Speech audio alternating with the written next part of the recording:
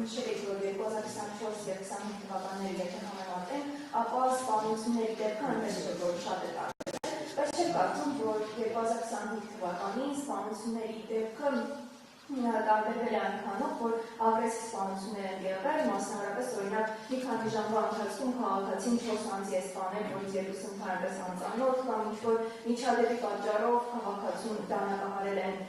օրը ցերեկով, կամ օրինակ Մասիվում քաղաքացու վրա այնքան են վարել մեքենան միջնամահանը, եւ այսպիսի դեպքերը 2025 թվականին շատ են եղել, եւ ագրեսիայի մասին խոսալով նաեւ Օրերս տեղեկատվություն հրապարակվեց, որ 13-ամյա անչափահասի են ծեծի ենթարկել դպրոցներից մեկում, ինչ կասեք այս մասով, եւ վարորդների խմբերում շատ են տեսնում, որ խոսում են մեքենաների մասերի գողության մասին,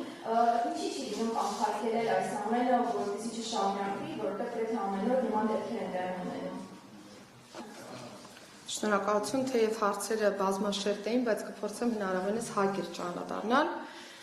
Առաջինը խոսեցիք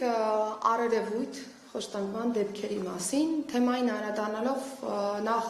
ուզում եմ եւս մեկ անգամ արձանագրել եւ կարծում եմ ձեզ համար էլ գաղտնիք չի եւ նորություն էլ չեմ ասի, որ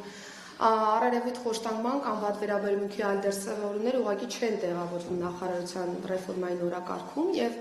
հետեւողականորեն, եթե լինում են այդպիսի դեպքեր, մենք արձագանք ենք ունենում, ընդ որում ուզում եմ հատուկ շեշտել, անկախ նրանից կա արտահոսք, թե չկա արտահոսք, որովհետեւ եթե դիտարկենք նաեւ նախարարության ներքին անվտանգության եւ հակակոռուպցիոն վարչության կողմից գլխավոր դատախազություն ուղարկված հաղորդումները կնկատենք, որ եթե արարևութության մակարդակում անգամ կա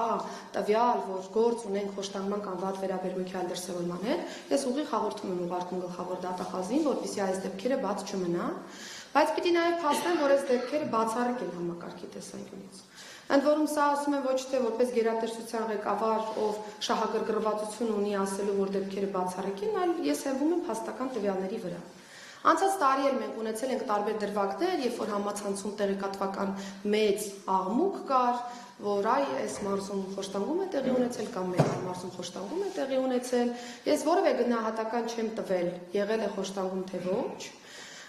բայց ամբողջ համացանցը ողողված էր այնպիսի մտքերով, այնպիսի գնահատականներով, որ հաստատապես եղել է խոշտանգում, բայց հետո ամբողջ համացանցը լռեց այն ժամանակ, երբ որ մենք ունեցանք վարույթի կարճում։ Այսինքն ունեցանք հաստատված իրավիճակ, որ տվյալ պայմաններում չի եղել խոշտանգում։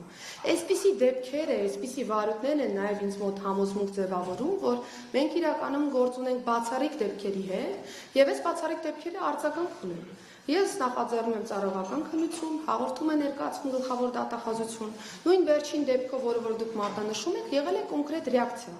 Անձը վարույթով ներգրաված է որպես մեղադրյալ։ Եվ անձի նկատմամբ կա նաև կիրառված խափանման միջոց։ Այսինքն, ինչ պիտի աներ պետությունը այս դեպքում։ Հաղորդում պետք է ուղարկվել իրավապահ համակարգ, ուղարկվել է։ Պիտի նախաձեռնվեր քրեական վարույթ, նախաձեռնվել է քրեական վարույթ։ Եթե տվյալները բավարար են, պիտի հանրային քրեական հետապնդում հարուցվեր, անձը ներգրավել որպես մեղադրյալ, մեր աշխատակիցը ներգրավել է որպես մեղադրյալ։ Ես իմ լիազորության շրջանակներում հնարավորություն ունեի կասեցնելու ծառայողի լիազորությունները, ես կասեցրել եմ ծառայողի լիազորությունները։ Վարույթի շրջանակներում անձի նկատմամբ կարող է կիրառվել խափանան միջոց եւ անձի նկատմամբ կիրառվել է խափանան միջոց։ Վարույթը կընթացք ունենա եւ մենք բոլորս միասին կտեսնենք, թե ինչպիսի արդյունքներ կա այս տեսանկյունից, բայց ես ուզում եմ հատկապես շատ ուշադիր լինենք մեր խոսույթին, որովհետեւ այս բոլոր դեպքերի հետևում այո կանգնած են արարևույթ խոշտանգման զոհեր եւ այո կանգնած են ոստիկանության ծառայողներ, որոնք հանիրավի մեղադրվում են, տարբեր լուսանկարներ են տարածվում, մեր քաղաքացիները որոշում են հաշվեհարդար տեսնել մեր ծառայողների հետ եւ այսպես շարունեմ,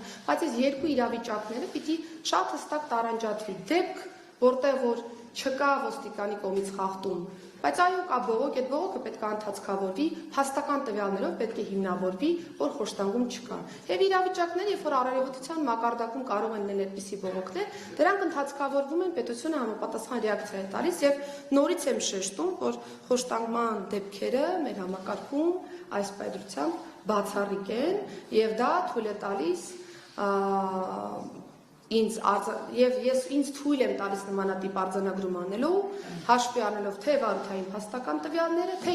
իմ օպերատիվ նաև ստուգումները տարբեր բաժիններում եւ տարբեր մարզային վարչություններում, եւ թե նաև հանրության վստահության մակարդակը, որը որ կա, եւ նաև նշեմ, որ իրավագիտակցությունը իրավունքների պաշտպանության տեսանկյունից վերջին տարիներին հատկապես բավական աճել է եւ վստահաբար, եթե անձը լինի առերևույթ խոշտանգման զոհ, մենք տեսնում ենք, որ լինում է բողոք, փաստաբանական ծառայության նաև ձեռքբերում եւ հետեւողականորեն նաև իրավունքների պաշտպանություն կա, բայց այստեղ նորից շեշտելով մենք չենք թողնում քաղաքացու բողոքին։ Մենք ինքներս եթե տեսնում ենք դեպք, դա անպայմանորեն ընդհանցկավորվում է։